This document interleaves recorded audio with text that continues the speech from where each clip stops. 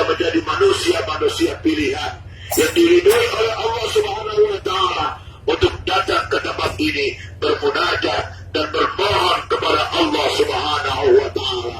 Segala permohonan tinggal kita ungkapkan, karena disinilah tempat yang mustajab, karena disinilah tempat yang Allah akan ijabah segala hajat-hajat kita semuanya.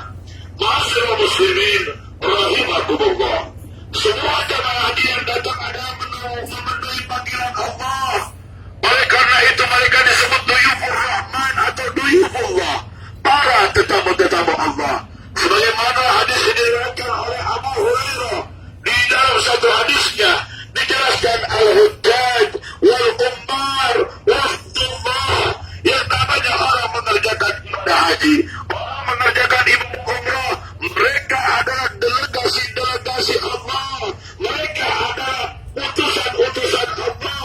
Indahum ajabahum, kalau mereka berdoa pasti diijabah doa-doa mereka. Wa in istaghfaru, kalaulah mereka memohon Allah akan ampuni segala yang mereka minta. Ma'asyiral muslimin rahimakumullah, bila memenuhi panggilan Allah, maka kemudian jemaah haji disyariatkan untuk memperbanyak bacaan talbiyah.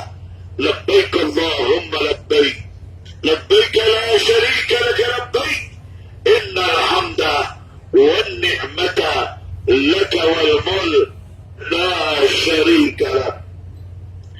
Bacaan talbiyah sesungguhnya adalah sebuah pengakuan atas panggilan Allah. Di situ juga terkandung ketulusan kita dalam memenuhi panggilan Allah dengan meneguhkan tauhid kita. Selain memujinya atas segala anugerah nikmat kepada kita, hanya dengan ketulusan dan keikhlasan Allah, Allah akan mengabulkan segala amal ibadah kita. Innama yataqabbalallahu minal muttaqin. Sesungguhnya Allah Subhanahu wa Ta'ala menerima segala amalia orang-orang yang bertakwa kepada Allah Subhanahu wa Ta'ala. Selama melaksanakan ibadah haji, kita dianjurkan bahkan diperintahkan untuk memperbanyak zikir, mengingat Allah. Zikir adalah media efektif untuk menjalin komunikasi dengan Allah. Dalam zikir kita akan menemukan ketenangan dan kedamaian. Oleh karenanya manfaatkan keberadaan kita di tempat-tempat dan waktu-waktu mustajabah untuk senantiasa berzikir dan berdoa kepada Allah untuk kebaikan diri, kebaikan keluarga, kebaikan bangsa dan negara kita.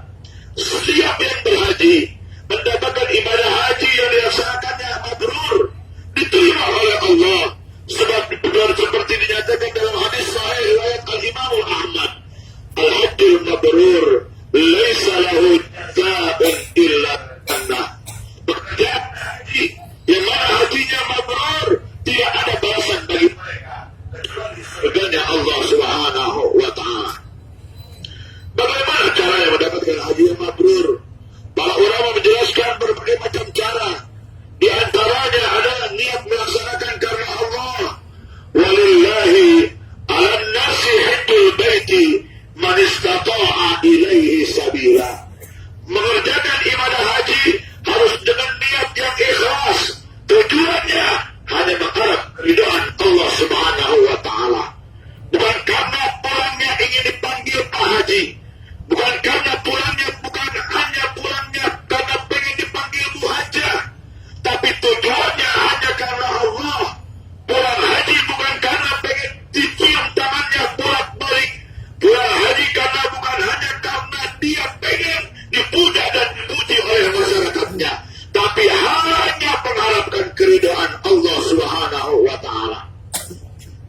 Ma'asyiral muslimin rahimakumullah, di dalam perjalanan ibadah haji, kita lihat bagaimana kita melakukan ibadah haji.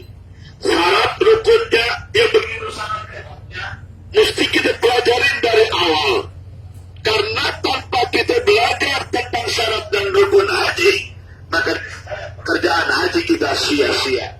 Maka kita beruntung banyak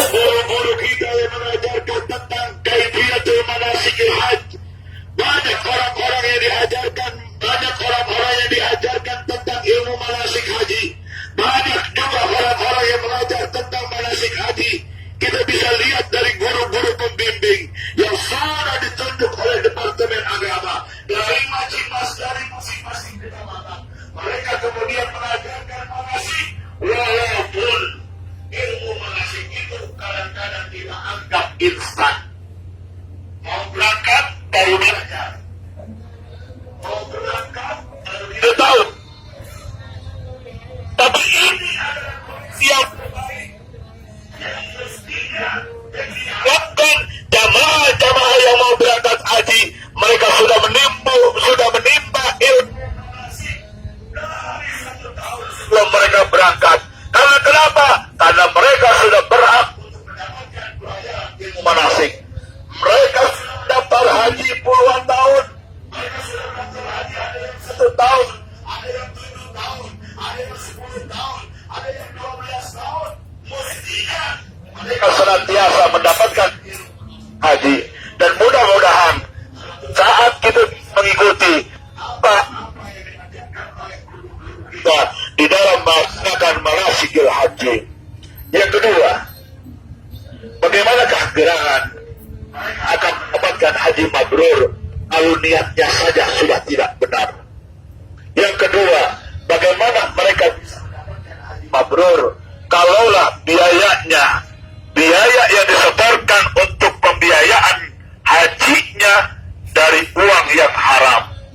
Sabda baginda Nabi sallallahu alaihi wasallam, "Idza kharaja ar-rajulu hadan bi naqabatin tayyibatin wa wa'a rijlahu fil qarr fanada labbaik Allahumma labbaik labbaik la syarika lak labbaik nadahu munadiyan minas sama labbaika wa sya'daika zaduka halal wa ahiluka halal wa hujjaka mabruran ghaira ma'zur." Yang dijelaskan oleh baginda Nabi sangat jelas bagaimana gerangan engkau akan bisa memperoleh uang untuk pendaftaran haji, uang untuk pelunasan haji, akad engkau mendapat dari harta yang bagus. Maka kemudian panadai munadian, maka kemudian saja ada orang-orang yang memanggil, ya hujjaj, orang-orang yang melakukan ibadah haji, kerjakanlah ibadah hajimu karena Allah Subhanahu wa ta'ala.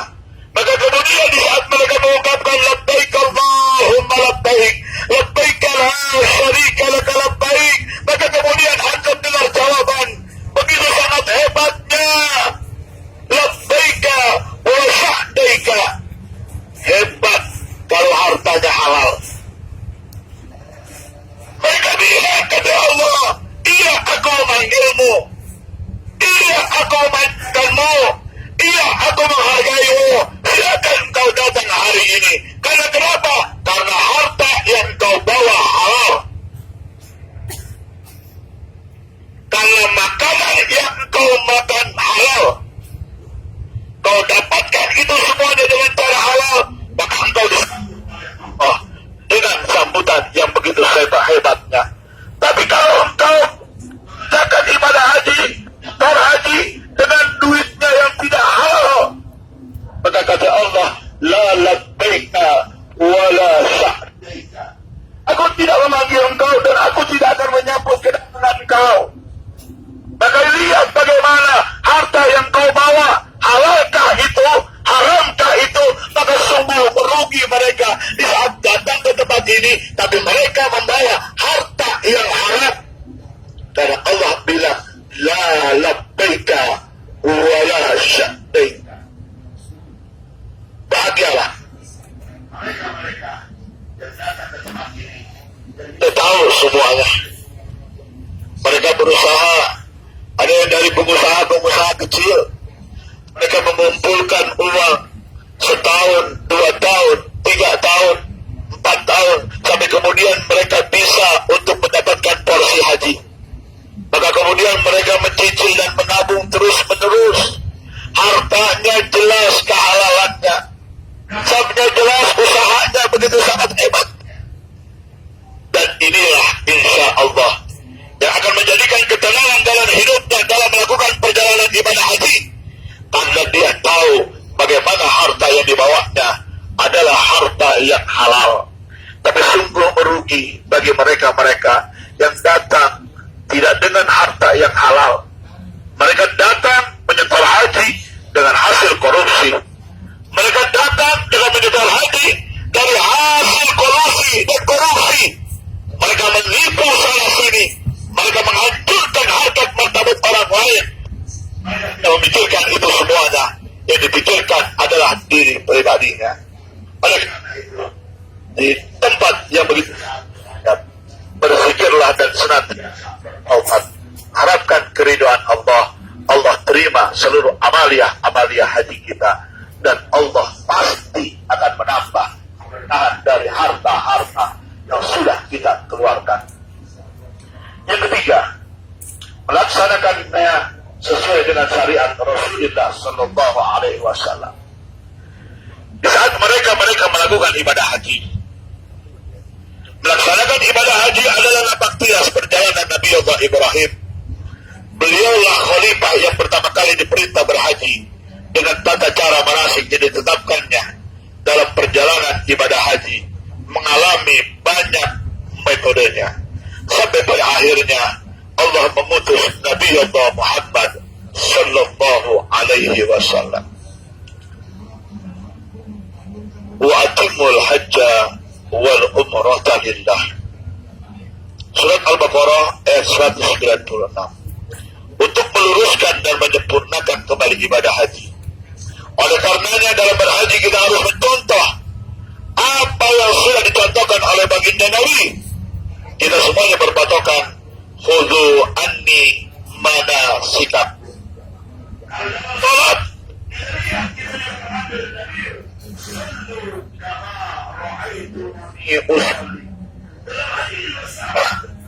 Minta kita berikan hebatnya. Mereka tidak memikirkan tentang lain. Mereka hanya mengharapkan bagaimana seluruh dan bisa ibadah hajinya. Makanya diajarkan ilmu manasik haji sampai ke tempat ini, kita kemudian talbiyah dengan niatan ikhlas, kemudian kita penuhi segala rukun dan syarat haji, wajib haji semuanya kita bisa datang, yang insya Allah ini akan memberikan asar yang terbaik setelah pulang kita dari tempat ini. Ma'asyiral muslimin rahimakumullah, hari ini kita berada di padang Arafah yang disebut-sebut sebagai tempat bertemunya kembali Nabi Allah Adam dan Bunda Siti Hawa. Setelah berpisah setelah sekian lama sejak diturunkan ke bumi ini, konon tempatnya di Jabal Rahmah. Mereka berdua menyesal karena tergoda dengan tipu daya setan yang mengakibatkan mereka berdua harus keluar dari surganya Allah. Mereka berdua senantiasa bertaubat. Mereka senantiasa beristighfar kepada Allah. Padahal pekerjaan yang mereka lakukan hanya Allah bilang wala taqraba hadhihi syajara takuna minadh dhalimin. Kesalahan satu